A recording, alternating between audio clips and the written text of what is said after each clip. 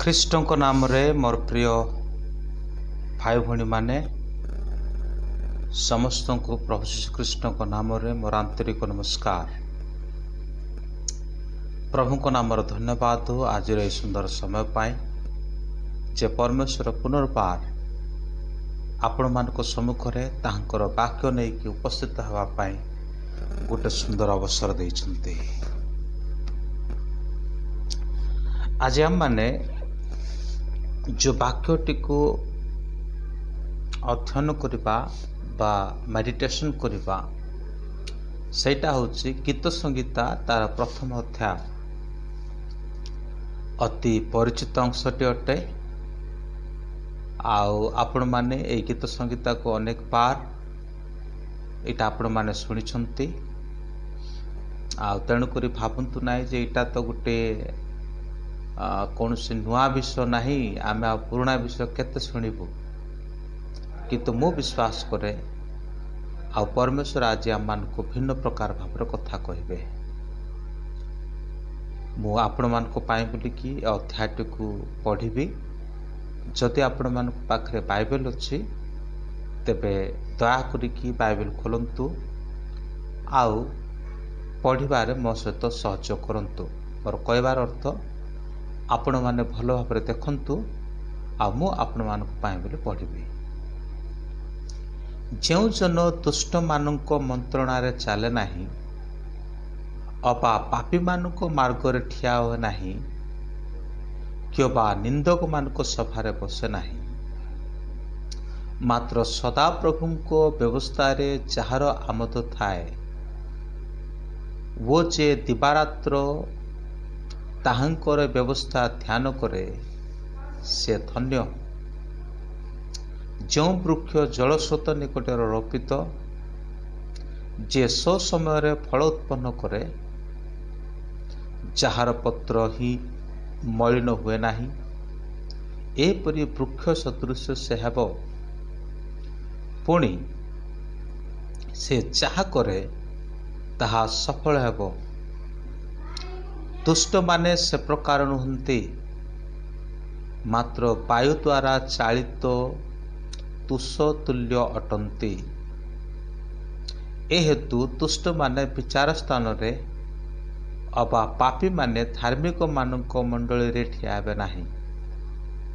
कारण सदा प्रभु धार्मिक मानक पथ जानती मात्र दुष्ट मानक पथ विनष्ट हेब। आसु आमने प्रार्थना करिबा। प्रेमिक स्वर्गस्थ पिता परमेश्वर तुम्हें निजे वाक्य अट आ तुम्हें आपणार वाक्य द्वारा ए समग्र संसार को सृष्टि कल। प्रभु को आजिर वाक्य जेपरी आम मानकर अंतर्निहित स्वभाव को प्रकाश करिया को पारिबो पुणी ताहा जेपरी कि आम मानक जीवन मध्य एक नूतनीकृत आ परिवर्तनता नहीं कि आसब सेथिपाई प्रभु तुम्हें कार्य कर वक्ता व श्रोता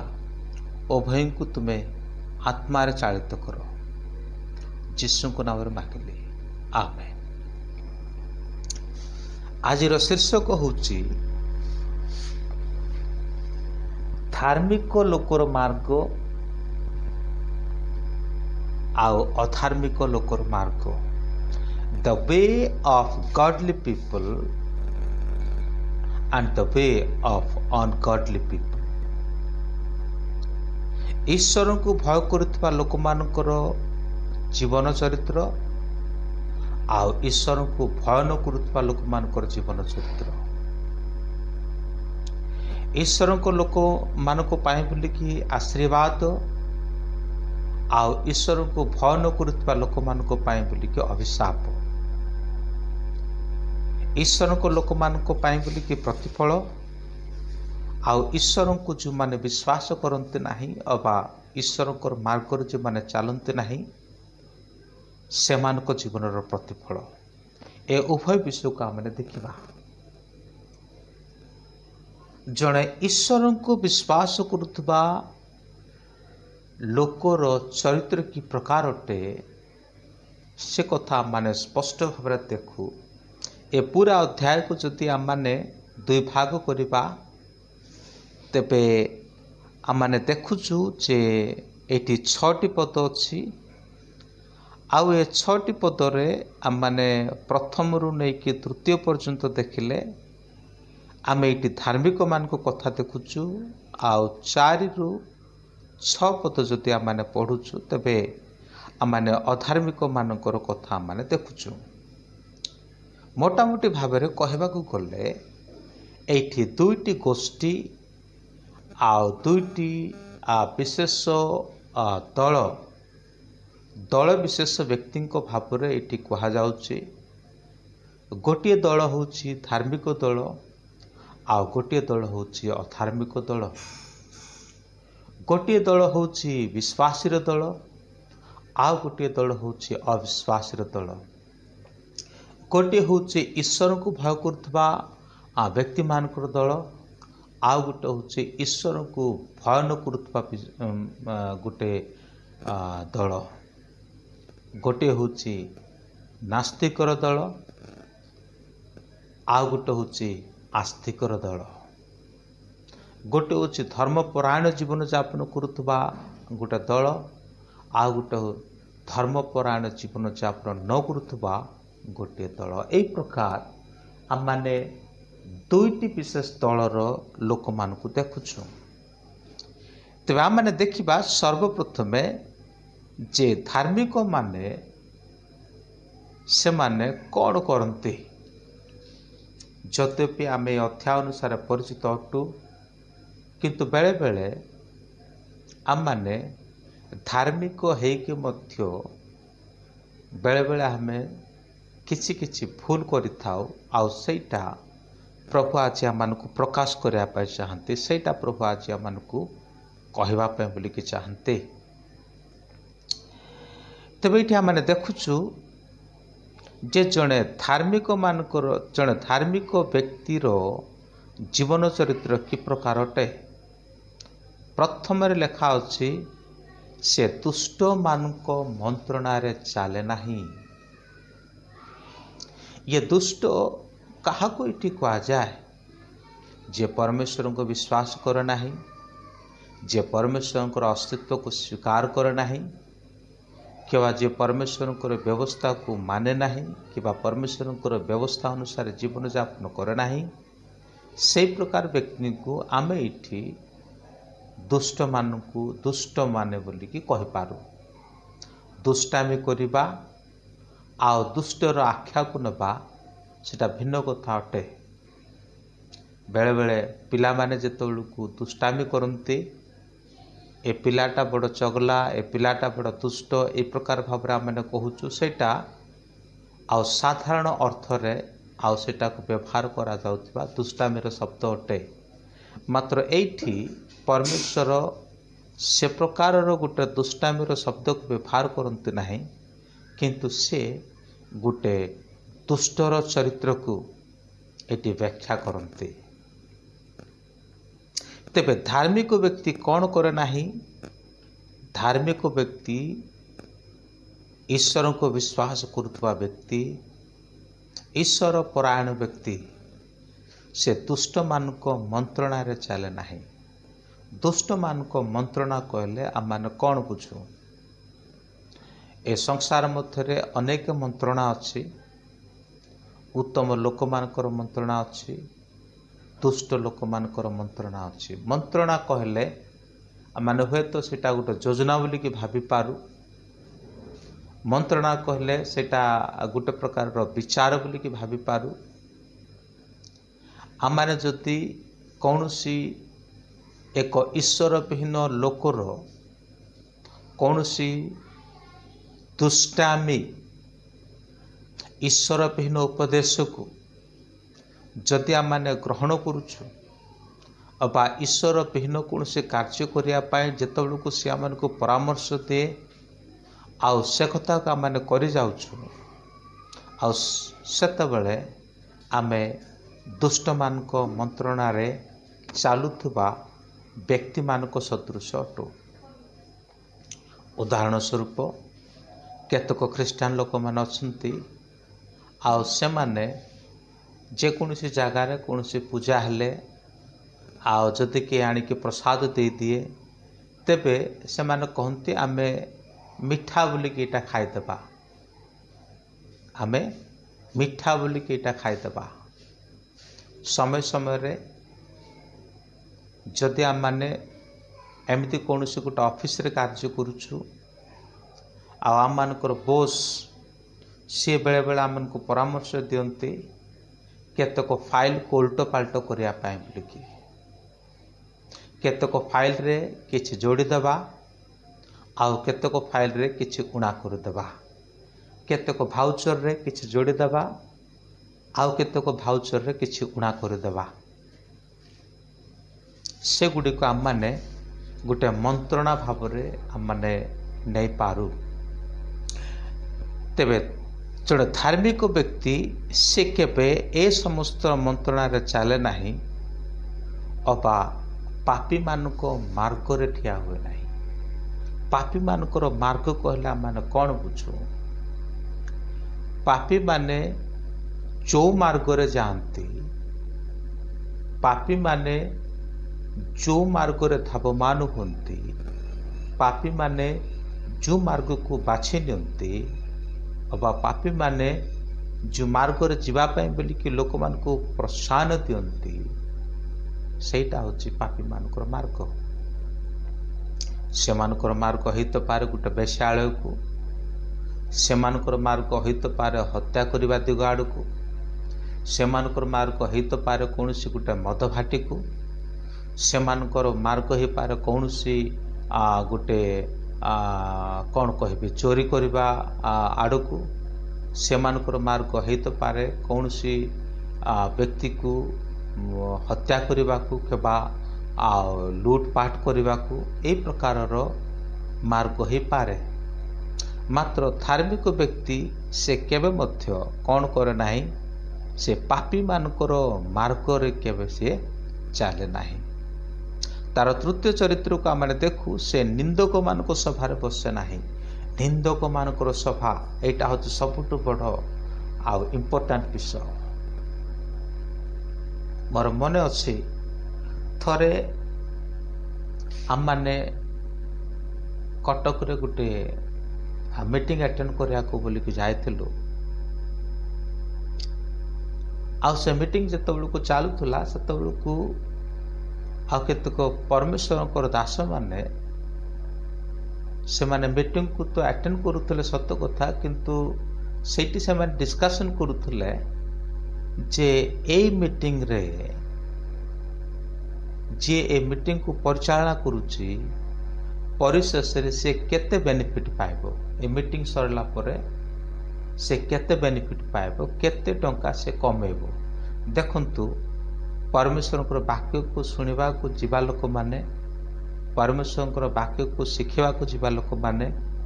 आ से माने को चिंता रे से माने मग्न हे गले को विचार से माने करबा को लागले सेतबेल को मु गोटे बस 18-20 वर्षर गोटे युवा थिली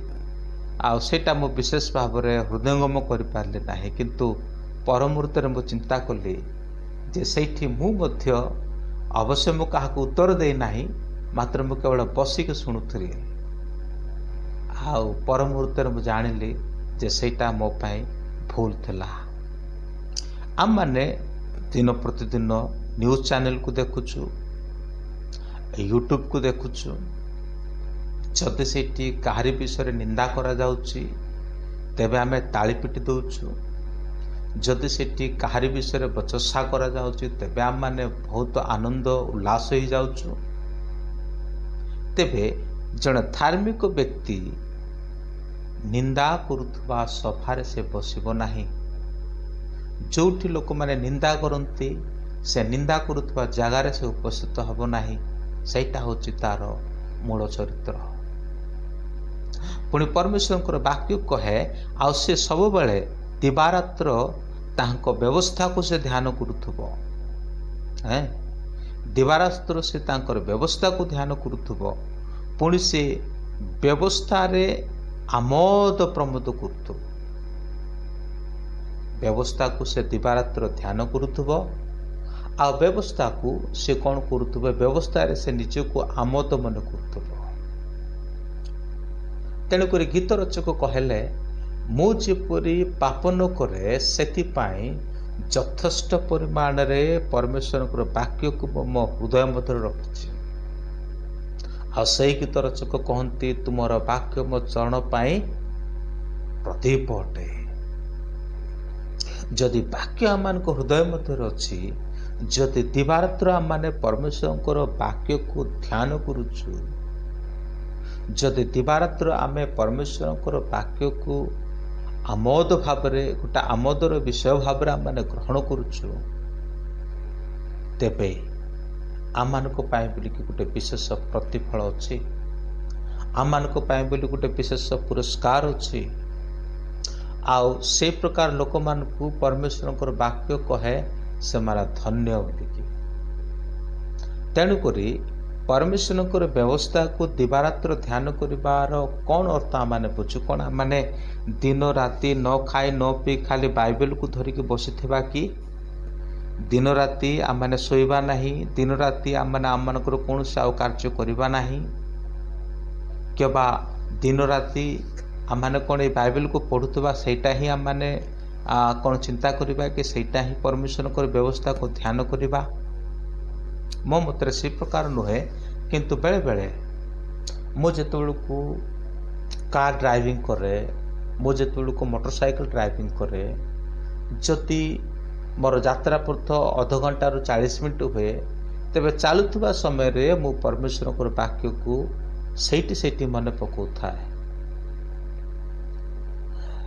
रास्ता रे ड्राइविंग करुवा अवस्था मु परमेश्वर वाक्य को बारंबार मन पकाए आउ नेक्स्ट संडे मत कौन प्रचार करने को हम कि कौन टेस्टिमनी देवा हम आउ सही समय मध्य ही मु प्रस्तुत करें आउे घरे आसिक निश्चिंत भाव में मुझे देखे प्रार्थना करे आउ समय समय रे आउे जो संडे आसे कि कौन से कटेज मीटिंग आसे आउ सही इंस्पिरेशन को मु मोर विश्वासी मान सामने कि जो जगार मत मौका मिलता है सीटी मुझे परिवेशन करता है तेरे परमेश्वर व्यवस्था आमोद करवा आ परमेश्वर व्यवस्था को राति दिन ध्यान करवा तार अर्थ होची प्रत्येक समय रे आमे परमेश्वर वाक्य निहित जीवन यापन करवा परमेश्वर व्यवस्था अनुसार आम आम जीवन यापन करवा आम परमेश्वर व्यवस्था बाहर जदि कौन विषय अच्छी से समस्त विषय को आम मैंने दूरे दबा से समस्त विषय को आम मैंने अवॉइड करदेबा आईटा परमेश्वर आम ठारू चाहती जदि आम मैंने से समस्त विषय करू जदि आम दुष्ट मान मंत्रणा न चलू जदि आम मैंने पापी मान मार्ग रे ठिया होना जदि आम निंदक मान सभार बसुना जदि आम तांकर व्यवस्था आनंद करूँ जदि आम तांकर व्यवस्था को दिन राति ताको आम ध्यान करूँ तेबे आम ही धन्य अटू समय समय रे धन्य क्या कह जाए जो व्यक्ति कोटिपति होवा जो व्यक्ति पाखरे बहुत धन संपत्ति थी जो व्यक्ति पाखरे यथेष्ट परिमाण रे प्राचुर्यता थी आ से प्रकार लोक मान समय समय आम मैंने धन्य बोलिकी कही था ये संसार से धन्य बोलिकी कही था किंतु प्रभु पाखर लेखा अच्छी से प्रकार लोक नुहे किंतु ए प्रकार लोक कहले जो माने ईश्वर व्यवस्था जीवन यापन करती जो माने ईश्वर व्यवस्था को दिवारात्र ध्यान करती जो माने ईश्वर व्यवस्था आमोद करती से लोक को कहा जाए जे से माने होसुंती धन्य तेबे से मानकर प्रतिफल कौन हुए से मानकर प्रतिफल होची से माने जो वृक्ष जलस्रोत निकट रोपित हो से प्रकार एक वृक्षर सदृश्य गाँ गहली रे आम समस्ते जानू जोटा नदीर कोल जो वृक्षटी रोपित हो से वृक्ष सब बेले सतेजपूर्ण अवस्था मध्य मात्र जो वृक्ष मरुभूमि मध्य गोटे टांगारा भूमि मध्य जोटा रोपित हो ଆଉ ତାହାର ପତ୍ର ସବୁବେଳେ ମଳିନ ଅବସ୍ଥା ମଧ୍ୟରେ ଥିବ, ଶୁଖିଲା ଅବସ୍ଥା ମଧ୍ୟରେ ଥିବ, ତା ଭିତରେ ଆଉ କୌଣସି ପ୍ରକାର ସତେଜତା ନଥିବ, ଶୁଖିଲା ଶୁଖିଲା ଦେଖାଯାଉଥିବ। ମାତ୍ର ଯିଏ ଯେଉଁ ବୃକ୍ଷ ନଦୀର କୋଳରେ ସେଇଟା ଆଉ ରୋପିତ ହେଇଥିବ, ଆଉ ସେ ବୃକ୍ଷ ସବୁବେଳେ ସତେଜ ଅବସ୍ଥାରେ ଥିବ, ଆଉ ସେଇଠି ସବୁବେଳେ ଆଉ ସବୁଜତା ମଧ୍ୟ ସେଇଠି ସବୁବେଳେ ଭରପୁର ହେଇକି ଥିବ। ଆଉ ପ୍ରତ୍ୟେକ ଋତୁରେ ସେ ଉପଯୁକ୍ତ ସମୟରେ ଫଳ ଧାରଣ କରୁଥିବ, ଫଳ ଦେଉଥିବ, କାରଣ ସେ ଜଳସ୍ରୋତ ନିକଟରେ ରୋପିତ ହେଇଥିବା ବୃକ୍ଷ ଅଟେ। ତାକୁ ଯଥେଷ୍ଟ ପରିମାଣରେ ପାଣି ମିଳୁଛି, ତାର ଆବଶ୍ୟକ ହେଉଛି ପାଣି, ତାର ଆବଶ୍ୟକ ହେଉଛି ହାୱା ପବନ, ଆଉ ତାର ଆବଶ୍ୟକ ହେଉଛି ସୂର୍ଯ୍ୟର କିରଣ। ଏ ସମସ୍ତ ବିଷୟ ତାକୁ ଯଥେଷ୍ଟ ପରିମାଣରେ ତାକୁ ମିଳେ, ଆଉ ସେ ଅଧିକ ଭାବରେ ପାଣିର ଆବଶ୍ୟକତା କରେ, ଆଉ ପାଣି ତାକୁ ପ୍ରଚୁର ମାତ୍ରାରେ ମିଳୁଥିବା ହେତୁ ସେ ସବୁବେଳେ ସତେଜ ହୋଇକି ଥାଏ। ପରମେଶ୍ୱରଙ୍କର ବାକ୍ୟ ଯଦି ଆମମାନଙ୍କ ଜୀବନରେ ରହେ, ଆଉ ପରମେଶ୍ୱରଙ୍କର ବାକ୍ୟ, ପରମେଶ୍ୱରଙ୍କର ବ୍ୟବସ୍ଥା ଯଦି ଆମମାନଙ୍କ ଜୀବନରେ ରୁହେ, ପରମେଶ୍ୱରଙ୍କର ବ୍ୟବସ୍ଥାକୁ ପ୍ରଭୁଙ୍କର ବାକ୍ୟ ସହିତ ମଧ୍ୟ ତୁଳନା କରାଯାଏ, ଆଉ ସେହି ଜଳ ଯେତେବେଳକୁ ଆମମାନଙ୍କ ମଧ୍ୟରେ ଆସେ ଆଉ ରହେ, ଆଉ ସେତେବେଳକୁ ଆମମାନେ ପ୍ରତ୍ୟେକ ଦିନ ସତେଜପୂର୍ଣ୍ଣ ହେଇକି ରହିବୁ, ପ୍ରତ୍ୟେକ ଦିନ ସତେଜପୂର୍ଣ୍ଣ ହେଇକି ରହିବୁ। ଆଉ ପ୍ରତ୍ୟେକ ସମୟରେ ଆମମାନେ ସେହି ଆଉ ଜଳସ୍ରୋତ ନିକଟରେ ରୋପିତ ହେଇଥିବା ବୃକ୍ଷର ତୁଲ୍ୟ ରହିବୁ। ଆମମାନେ ପ୍ରତ୍ୟେକ ସମୟରେ ଆଉ ତାର ସିଜନ ଅନୁସାରେ, ତାର ଋତୁ ଅନୁସାରେ ସେ ଯେପରିକି ଫଳ ଦିଏ, ଆଉ ସେ ପ୍ରକାର ଗୋଟେ ବୃକ୍ଷ ତୁଲ୍ୟ ଆମମାନେ ହେବୁ। ସେଇଟା ପରମେଶ୍ୱର ଆମମାନଙ୍କୁ କହନ୍ତି। ଆମମାନେ ଯଦି ଧାର୍ମିକ ଜୀବନଯାପନ କରିବୁ, ତେବେ ଆମମାନଙ୍କର ପ୍ରତିଫଳ এই ସମସ୍ତ ପ୍ରକାର ରହିବ। କିନ୍ତୁ 4 ପଦରୁ 6 ପଦ ମଧ୍ୟରେ ତାର ବିପରୀତ କଥା ଲେଖାଯାଏ। ଦୁଷ୍ଟମାନେ ସେପରି ନୁହନ୍ତି, ତେବେ ଦୁଷ୍ଟମାନେ କିପରି ଅଟନ୍ତି? ସେହି ସମାନ କଥା ମାନେ ଏକ ପଦରୁ 1 ଆଉ 2 ପଦ ଯେତେବେଳକୁ ଆମେ ପଢ଼ିବୁ, ସେଠି ତାର ଉଲ୍ଟା ଆମେ ଚିନ୍ତା କରିପାରିବା। ଯେଉଁମାନେ ଦୁଷ୍ଟମାନଙ୍କ ମନ୍ତ୍ରଣାରେ ଚାଲନ୍ତି, ଯେଉଁମାନେ ପାପୀମାନଙ୍କ ମାର୍ଗରେ ଠିଆ ହୁଅନ୍ତି, ଅବା ଯେଉଁମାନେ ନିନ୍ଦକମାନଙ୍କ ସଭାରେ ପଶନ୍ତି, ଯେଉଁମାନେ ସଦାପ୍ରଭୁଙ୍କ ବ୍ୟବସ୍ଥାରେ ଆମୋଦ କରନ୍ତି ନାହିଁ, ଯେଉଁମାନେ ଦିବାରାତ୍ର ତାଙ୍କର ବ୍ୟବସ୍ଥାକୁ ଧ୍ୟାନ କରନ୍ତି ନାହିଁ, ସେହି ପ୍ରକାର ଲୋକମାନଙ୍କୁ କ'ଣ କୁହାଯାଏ? ଦୁଷ୍ଟ ଲୋକମାନେ କୁହାଯାଏ। ସେହି ପ୍ରକାର ଲୋକମାନଙ୍କୁ କୁହାଯାଏ ଦୁଷ୍ଟ ଲୋକମାନେ। ଆଉ ସେହି ଲୋକମାନେ ବାୟୁ ଦ୍ୱାରା ଚାଳିତ ତୁଷତୁଲ୍ୟ ଅଟନ୍ତି। ଏ ତୁଷର କଥା ଯଦି ଆମେ କହୁ, ତେବେ ଯେତେବେଳକୁ ଧାନ ଆମେ ଖଳାରେ ଆଉ ତାର ପାଳ ଗୁଡ଼ାକ ଅଲଗା କରିଦେଉ, ଆଉ ସେତେବେଳକୁ ସେଇଟା ଆମେ ଉଡ଼େଇବାକୁ ଲାଗୁ, ଆଉ ଯେତେବେଳକୁ ଆମେ ସେଇଟା ଉଡ଼ଉଛୁ, ଆଉ ଉଡ଼ଉଥିବା ଅବସ୍ଥାରେ କ'ଣ ହୁଏ? ତାର ତୁଷ ଗୁଡ଼ାକ ବାୟୁରେ ଉଡ଼ି ଉଡ଼ିକା ଯାଏ। ଆଉ ଦୁଷ୍ଟ ଲୋକମାନେ ଠିକ୍ ସେ ପ୍ରକାର ଅଟନ୍ତି, ମାତ୍ର ଧାର୍ମିକ ଲୋକମାନେ ଦୃଢ଼ ହେଇକି କେଉଁଠି ଗୋଟେ ଜାଗାରେ ଠିଆ ହୁଅନ୍ତି। ସେମାନଙ୍କୁ ପରମେଶ୍ୱର ଦୃଢ଼ କରିକି ଠିଆ କରନ୍ତି। ସେଇଟା ହେଉଛି ପରମେଶ୍ୱର ଦେଉଥିବା ପ୍ରତିଫଳ, ଯାହା ଧାର୍ମିକ ପାଇଁ ଆଉ ଦୁଷ୍ଟ ପାଇଁ। ତେବେ ଆହୁରି ସେ କଥା କହନ୍ତି ଯେ ସେମାନେ ବିଚାର ସ୍ଥାନରେ ଅବା ଯେଉଁଠି ଧାର୍ମିକମାନଙ୍କର ମଣ୍ଡଳୀ ଥିବ, ସେଇଠି ସେମାନେ କେବେ ଠିଆ ହେଇପାରିବେ ନାହିଁ। ପରମେଶ୍ୱର ସେଇଠି ସେମାନଙ୍କୁ ଠିଆ ହେବାକୁ ଦେବେ ନାହିଁ। ବରଂ ପରମେଶ୍ୱର କ'ଣ କରିବେ? ଅଧାର୍ମିକ ଆଉ ଧାର୍ମିକ ଏ 2 ଜଣକୁ ଅଲଗା କରିବେ। ଧାର୍ମିକ ଲୋକମାନଙ୍କୁ, ଯେଉଁମାନେ ଈଶ୍ୱରଙ୍କର ବାକ୍ୟ ଅନୁସାରେ ଜୀବନଯାପନ କରନ୍ତି, ସେମାନଙ୍କୁ ସେ କହିବେ, ଆସ ମୋର ସନ୍ତାନଗଣ, ମୁଁ ତୁମମାନଙ୍କ ପାଇଁ ଯେଉଁ ରାଜ୍ୟ ପ୍ରସ୍ତୁତ କରିଛି, ଆଉ ତହିଁରେ ଅଂଶଗ୍ରହଣ କର। ଆଉ ଯେଉଁମାନେ ଈଶ୍ୱରଙ୍କ ବାକ୍ୟ ଅନୁସାରେ ଜୀବନଯାପନ କରନ୍ତି ନାହିଁ, ସେମାନଙ୍କୁ ସେ କହନ୍ତି, ତୁମମାନେ ଯାଅ, ତୁମମାନଙ୍କ ପାଇଁ ଯେଉଁ ଦ୍ୱିତୀୟ ମୃତ୍ୟୁର ସେ ନରକର ଯନ୍ତ୍ରଣା ଅଛି, ଆଉ ତହିଁରେ ତୁମମାନେ ଅଂଶୀଦାର ହୁଅ, ତହିଁରେ ସେହି ଆଉ ନରକ ମଧ୍ୟକୁ ତୁମେ ଚାଲିଯାଅ। ତେବେ ଆଜି ଆମେ ଚିନ୍ତା କରୁ, କେଉଁ ମାର୍ଗଟି ଆମେ ଗ୍ରହଣ କରିବା, କେଉଁ ମାର୍ଗଟି ଆମେ ବାଛିବା? ଯଦି ଆମେ ଧାର୍ମିକମାନଙ୍କର आ मार्ग को बाछिबा तेबे आम अनंत जीवन अधिकारी हेबा। समय समय आम परित्राण पाइला पर मध्य ए प्रकार भूल भटका करिथाओ, किंतु आज ठार आम एक कथा प्रतिज्ञा करिबा जे आमे आउ केबे दुष्ट मानकर मंत्रणारे केबा पापी मानक मार्ग रे केबा निंदा करुवा लोक मानकर सभार आम बसिबा नाही। सब बेले परमेश्वर व्यवस्था को ध्यान करिबा आ परमेश्वर व्यवस्था रे आमोद प्रमोद करिबा। प्रभु आमको ये अल्प समय वाक्य रे समस्त को आशीर्वाद करतु। आशा मैंने प्रार्थना करिबा। प्रभु तुम्हें जो वाक्य आमको शिखेल धार्मिक मार्ग आउ अधार्मिक मार्ग ए वाक्य अनुसार आमको जीवन यापन करिया दियो। आउ सब बेले जेपरिक आम तुमर वाक्य रूप जल स्रोत निकट में जेपरिक आम सब बेले आउ रोपित होइक रहिथबु आउ सो समय जेपरिक प्रभु आम फल धारण करुवा गोटे वृक्ष पर आम जीवन यापन करुथबु से तुम आमको साहाय्य कर।